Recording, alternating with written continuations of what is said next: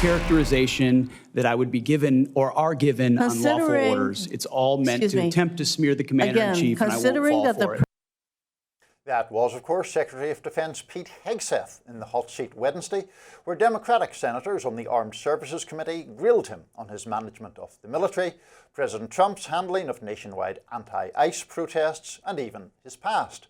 Senator Mazie Hirono praised him on whether he'd comply with court orders, should the courts rule against Trump's order to mobilize troops within the US. Here was his response. If the court says this deployment of troops into our cities is not legal, would you follow that court's order? It's pending in the courts, Senator. Well, when the court decides, would you follow that court's order decision? I don't believe district courts should be determining national security policy. Michigan Democratic Senator Elissa Slotkin fired off, asking Hegseth if he ordered the shooting of unarmed protesters. Take a look. Have you given the order to be able to shoot at unarmed protesters in any way? I'm just asking the question. Don't laugh. Like the whole country. And by the way, my colleagues across the aisle. What is that based on? What evidence would you have that an order like that has ever been given? Giving that order to your predecessor, to a Republican Secretary of Defense, who I give a lot of credit to because he didn't accept the order. He had more guts and balls than you. Slotkin said she read it in ex-Pentagon Chief Mike Esper's book. Hegseth said this.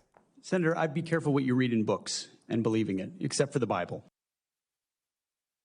To me, the most controversial part of all of that was Hegseth implying that he would, in fact, ignore a district court order in relation to this deployment of troops on American streets, suggesting that a district court judge would have no power to shouldn't have the power to make such an order, and that it would be ignored pending it arriving at the Supreme Court.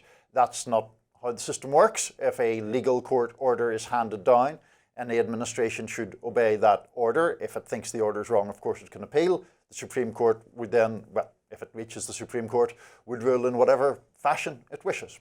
Yes, this seems to be the new thinking among some on the right, that the only court that really matters is the Supreme Court, and that district courts are getting in the way and can be ignored. I don't really share that way of thinking, obviously. Glad to hear it, Robby. So he should just say that he would follow the district court, while disagreeing with it fervently and applying it to the Supreme Court. I will point out that the Trump administration is following and complying with Supreme Court decisions, so it's not an issue with the ultimate authority here, but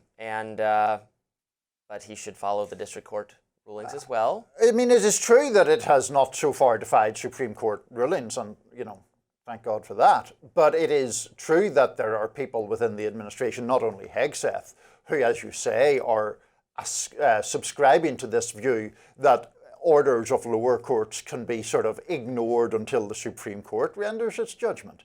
That is crazy talk and very, very dangerous, because if you get into a situation where an administration says, well, we're just going to ignore the law until the Supreme Court rules, firstly, the rule of law is unworkable while that process goes on. And secondly, it just puts so much of the timing in the control of when things arrive before the Supreme Court. It puts an incentive for the administration to push it as long as possible before the Supreme Court rules.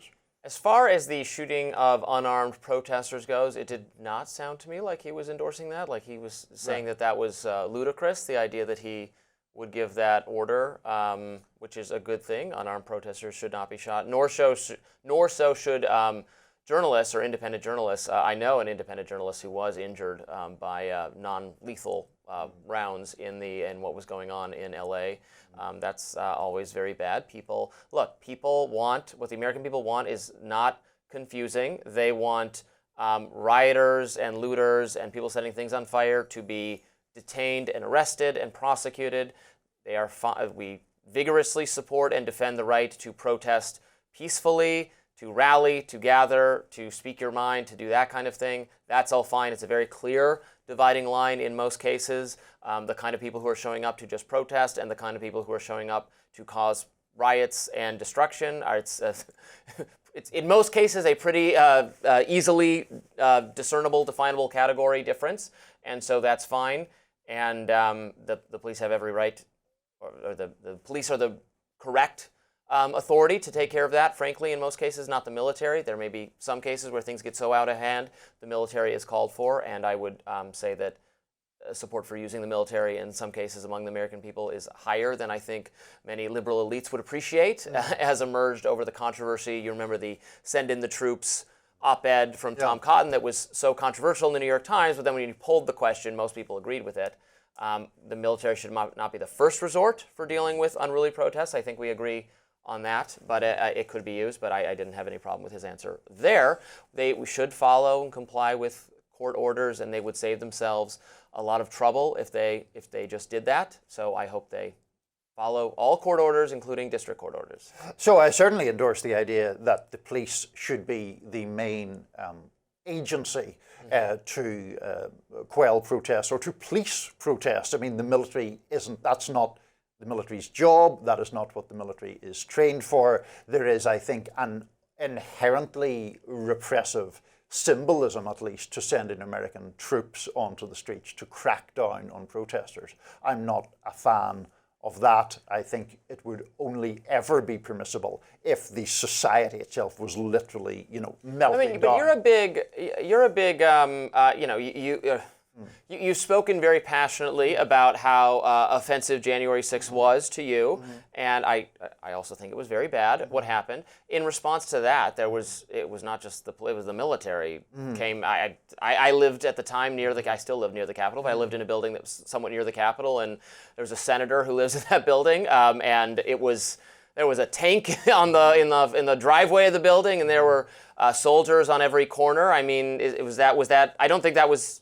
Given what happened, I don't think that was improper at all. But that's consistent with what I just said, because one of the reasons that January the 6th is so offensive to me was that it was an attempt to overturn an election and therefore an existential threat to American democracy. People setting a car on fire because they don't like ICE raids is not something I approve of, but it doesn't threaten the collapse of American democracy. See, what offended me about January 6th was the destruction and the smashing and the building trespassing and which I want quelled not by any means necessary, but I want aggressively quelled. But then let me reverse the logic. So do you think it was right to deploy the Marines and the National Guard in LA because there was vandalism going on? I'm open-minded about it. I guess I don't have my mind totally made up about it. I think it was called for. I mean, the local authorities even said at the point it's gotten to now, it is called for. They might have been involved too early, and that might have exacerbated the situation. Given the destruction that did occur, I think I support sending them in. Fair enough. Well, we are going to lighter topics next because we're wondering whether your Starbucks has just got healthier. RFK Jr. says the coffee chain is jumping on the health kick bandwagon. We'll get into that next.